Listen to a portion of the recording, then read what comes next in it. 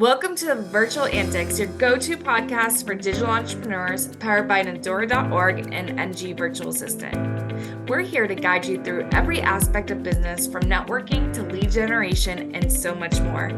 Get ready to thrive in the virtual world with expert insights and our all-in-one solution, Nandora, where creating a digital business becomes a breeze. Let's dive in and revolutionize your business journey together. Welcome back to the Virtual Antics Podcast. As always, I'm your host, Natalie Guzman. I'm so excited today. I have the amazing Liz Wolfe on, and she is an amazing person. I'm so excited for you guys to hear from her. She is a business coach who got her entrepreneurial start growing up on a sheep farm, which is so cool, in Western Pennsylvania. Later, she moved to New York City to get as far away from the farming life as possible. She started her business with her husband 25 years ago, and now she coaches individuals to get unstuck so they can launch and grow an abundant business. Welcome, Liz. How are you doing today? Good. Welcome. Thank you so much for having me on, Natalie. I appreciate it. I am so excited you're here, and I think it's really cool. So I actually used to work on an animal farm. And yeah, so when I saw sheep, it wasn't a sheep farm, but when I saw that, I was like, that's so cool, because I did the same thing in Massachusetts and I moved to Florida. So completely different lifestyle. So so tell me a little bit about, kind of how you got started and how you kind of became the business coach that you are today. Yeah. Well, it does stem from my growing up on a sheep farm, because we basically were forced, and I think a lot of entrepreneurs start this way also, as sort of forced based on some circumstance to have you start a business. It could be, some people get laid off, but in my case, my mother's case, it was that she got divorced, and so went from having a pretty settled family to, how are we going to support this? How are we going to do that? And there were, what I love about business is there's an unlimited number of resources that you have out there. And that's the way it really felt on the farm. Like we sold lamb, we made yarn, we did a lot of things. And it was very creative, which I think is one thing people really love about being an entrepreneur, is the creativity of it. And so I just grew up in that environment where it was like, you want to earn some money, make a product and go sell it. Okay. So when I got, I actually was a photography major in college, and also out of the art, the joy of art, making art, etc. But I never really pursued photography. And when I came to New York City, because I went to college in New England, I came to New York City, I had that same feeling like, well, I don't know, sky's the limit. What could I create? What could I do? And so, we don't have enough time for me to tell you my exact journey from I'm going to be a rock star to, and now I coach businesses. But it has to do with that creative process, and also getting a partner. So when I got married to my husband, he did not have that at all in his background. He was born in Queens. He had a dad and a mom who had a very, not traditional, but very specific, they worked, and so he had a job, and I was like, you should quit that job and come and work for me, with me. And so he did. And so we created this business together, and that was over 25 years ago now. That's amazing. And I love that you guys did it together. So my husband is on the, more of the corporate path, and then I'm the entrepreneur, and I don't think I couldn't do what he does, and I don't think he could do what I do. So I love that you guys, work together. How was that working, with your spouse? I'm sure you guys had ups and downs and all of that, right? Yeah. Will have. Yes. It's marriage, right? My favorite little story to tell about John is the very first day the Monday after the Friday that he left this job, where he used to wear a suit. I mean, this is in the early 90s. So you wore suits. I just want everybody that's sitting around in front of their Zoom with their sweatpants on. I just want you to know everybody wore suits at that time, including me. And so that Monday morning, and I've been doing this for a while, right? So I'm just doing whatever I'm doing. And he gets up, shaves, does his thing. And then he goes and he gets dressed, and he gets in not a suit, but a button down shirt, like khakis, like business, what we would call business casual now. Mm-hmm. And I looked at him like, what are you doing? You could wear anything right now. He said, no, I really want to treat this like a job. I really want to treat this like I'm taking it seriously, which is, by the way, even as I'm saying it, I'm just filled with so much appreciation for that, right? He wasn't thinking, now I can just do whatever I want. He took a very deliberate approach to it. So we're very fortunate in that I lean more towards the fluid creative side, and he leads, he's the guy that does the accounting, and I do the marketing. So there's that that we have together. But how is it really? I imagined that it would be just so wonderful. We'd get to spend so much more time together, and it's really not like that. I mean, he's in that room, I'm in this room. I walk through, I say, "How you doing today, honey?" There's no like, let's sit in the backyard and have a lunch together. We don't really do that. So that may be part of the reason why it works so well. I don't know. Yeah, I feel like it definitely puts you in a position where you have to communicate really well with one another. And I learned, I've been married about 7 years now. And one of the biggest things that I've learned is communication is key. And I have a husband that does not talk or express his feelings. So we definitely had our challenges with that. I'm very extroverted. He's very introverted. So do you have any advice for communicating with your spouse to, complete some sort of goal, whether that's personal or business? Yeah, and part of the challenge that you have with your spouse is all of what holds us back is the mindset that we're not aware of, right? I'm aware of some fears. I'm aware when I have some anxiety. That's not a problem. I can handle that. It's the under the surface fears and doubts and things that come up that we're managing with each other. His fears, and I'm using the word fears, but his cautions, even, let's call them, around money, let's say, and mine might be different. Here's an example. And by the way, we do a little bit different stuff now, because I used to do more technology consulting, and then I branched off, and now I'm just doing business coaching. He's still doing the technology stuff. So he has a very large client in Toronto, and he said, they're going to have a meeting there. And he was looking at the fares like, he's going to fly out 6 a.m. for a 10 a.m. meeting, and then he was going to come back at 4 p.m. I'm like, oh my gosh, no. You go the night before, you take them out to dinner, you stay in a cheesy hotel. That's fine. You don't have to stay in the best hotel. You get up, you're relaxed, you go, you have a meeting, then you come home late, right? And so the difference is like that, trying to squeeze, I don't want to spend extra money on the extra flight and and I'm like, no, this is the time when you're supposed to spend money. You're supposed to do that. So it's balancing those types of differences where his, money is such a big part of business. It's a huge part of it. It's where most of our stress comes from, either trying to get it or trying to manage it or whatever that is. So we have had to really be willing to acknowledge where our differences are in terms of what our cautions are in our business. Yeah, it's really interesting. It sounds to me like you guys really play to your strengths. Like you said, you do the marketing and he does more of the money stuff. I've kind of had to, I didn't go in this with my spouse. So I had to get staff that kind of did that counterpart with me. So I love that you guys were such a natural fit, that you guys were able to handle that. That is so cool. So good job, man. I'm really impressed. That's really cool. That's my biggest accomplishment. Yeah.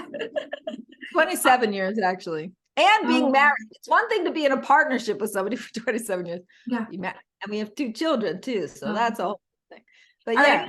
I'm curious, because you said that you kind of got your entrepreneurial start from being on the sheep farm. Now your kids have watched you be entrepreneurs. Are any of them entrepreneurs? It's interesting. My daughter is in college right now, and my son is out of college, and he was a game design major. Oh. So he's entrepreneurial. He does have a job. Mm-hmm. Does have a job, but he's very interested in the whole world of game design, where people make games and then they promote them and people buy them. So I've had some conversations with him about that as well. And my daughter, she's pretty early on, and so she's never been particularly inclined to like sell Girl Scout cookies or anything like that. But I'm going to be very curious to see how that turns out. That's really interesting. My kids are 6 and 7, And I can see one is probably definitely gonna be an entrepreneur. She loves it. She actually asked for like a fake laptop toy so she could be like mama on her meetings.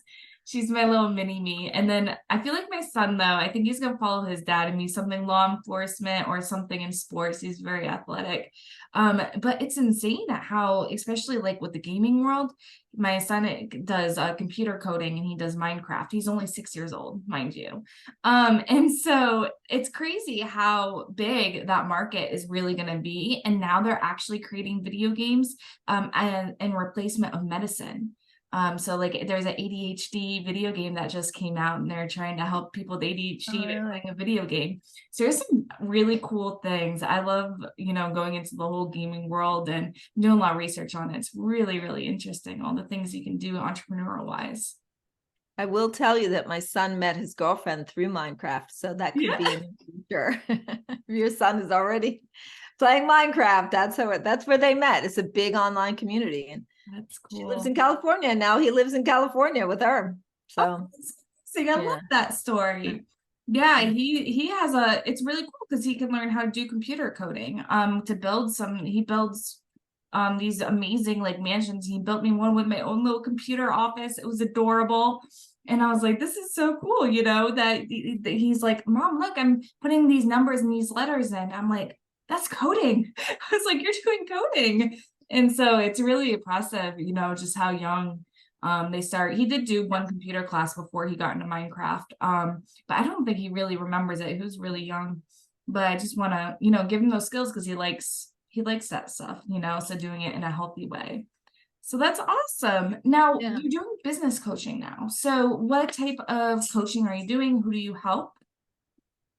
Yes. So actually I'm more on the side of people that are looking to start a business, or I like to help. There's a lot of people out there, and you mentioned that a lot of people listening in would be more established and going into probably from 6 to 7 figures. So really, I would say if I had a niche, and a marketing guru people would be like, that's not a niche, but I'm going to say it anyway.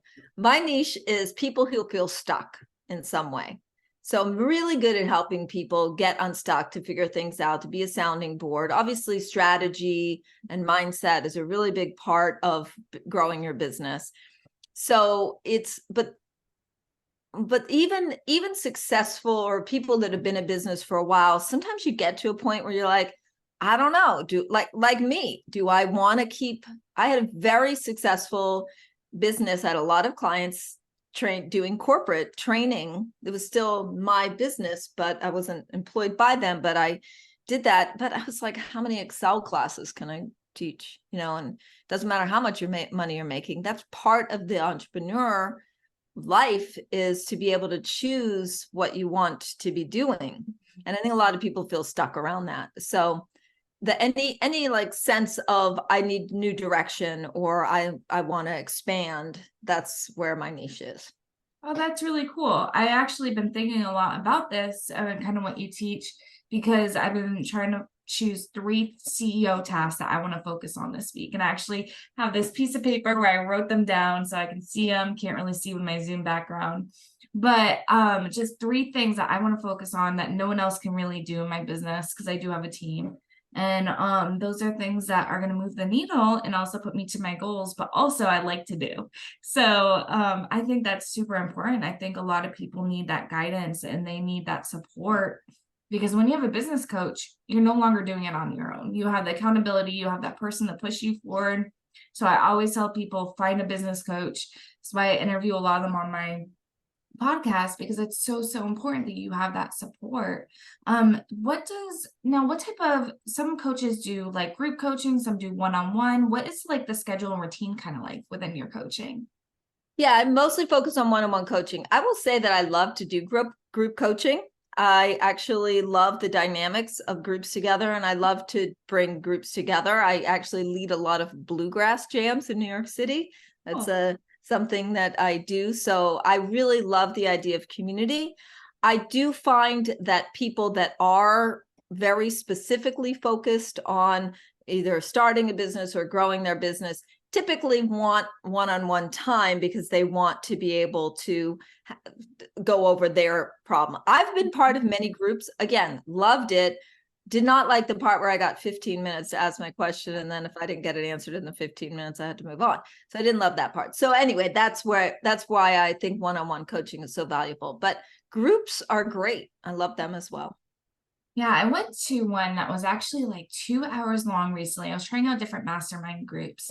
And this one, they met for about 2 hours. And I was like, oh man, this is a lot of time. And I was like a little overwhelmed, but it was really cool because I got to hear from the other people and I got to hear their experiences and apply them to mine. So I feel like if you do group coaching, then just making sure that you're present and you're keeping an open mind. You're not shutting down as soon as you hear someone else talk.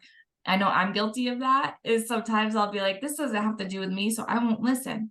But you won't know if it has to do with you unless you're listening. So yeah, it depends on the group too. Like I was part of a really good copywriting group where I got really great feedback of copywriting, but the mastermind calls were going over copy editing for each person. Like you could bring your website, etc.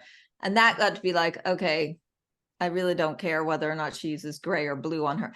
I was trying to listen in for what the tidbits were that I could learn about it, but the feedback was so specific. So if there can be feedback that I can relate to, again, I love it. I love hanging out with other people. I'm also an extrovert, so yeah, I love that. I'm an overcommitted extrovert, as a matter of fact. Yeah, I love it. I love being an extrovert. I get to meet so many people and, have this podcast and talk with people all over the world. It's just, you learn the most interesting stories. And I feel like a lot of my growth, my business hit 6 figures within 3 months. It was a very short amount of time. And I feel like a lot of that had to do with me listening to other people's experiences and stories. No one had a business like mine back then. It was a virtual assistant agency, but I started in 2015. Pre-pandemic. And so no one did it the way. I still haven't found an agency that runs their business like mine. And so I couldn't get a mentor. I couldn't, I could have a business coach, but they couldn't really teach me about the inner workings of my business. And so I just listened from other people's stories.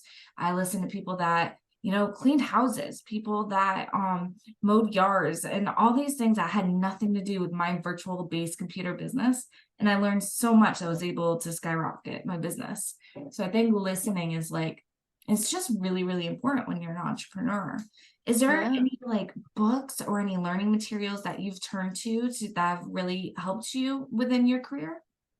I have a lot actually on my website. I have a whole book list. This is I have a lot of resources on my website for those of you. I mean, I'm sure we're going to give my website anyway, but give it right now so we can hear it, because that's awesome. If you go to lizwolfcoaching.com/book, I think it's either book or book list, but I think if you just type in book, it finds it, or if you just go to lizwolfcoaching.com under resources, there are all my books, and I only put them on there. I listen to a lot of books, and I only put them on there if they really had some influence in the way that I have applied that learning in my business, and then it had impact for me. So that's a really good resource.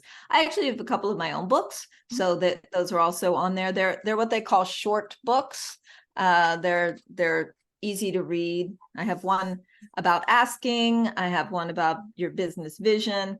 Those are also listed on there. And of course, I would love it if you would read those as well. So those are available to you. Amazing. We'll make sure we put those in the descriptions as well. Is there, and before we close off, is there anything else that you want to mention or talk about?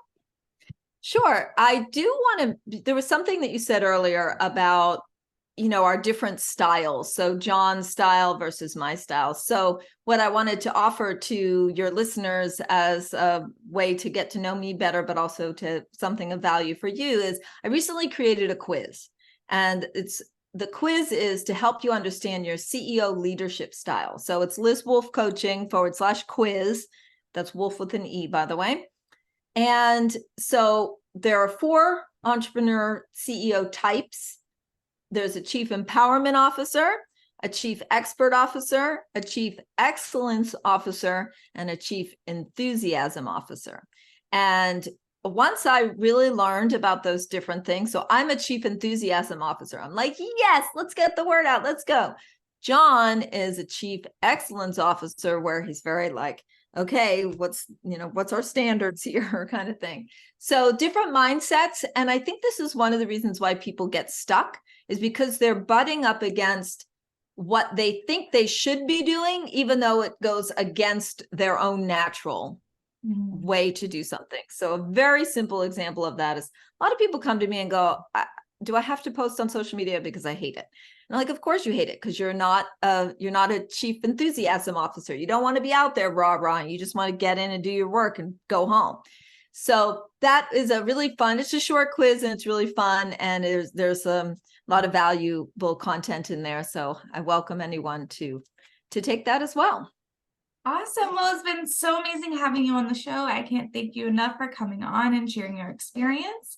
And we'll talk to you guys next time. Thanks for listening to the Virtual Antics Podcast.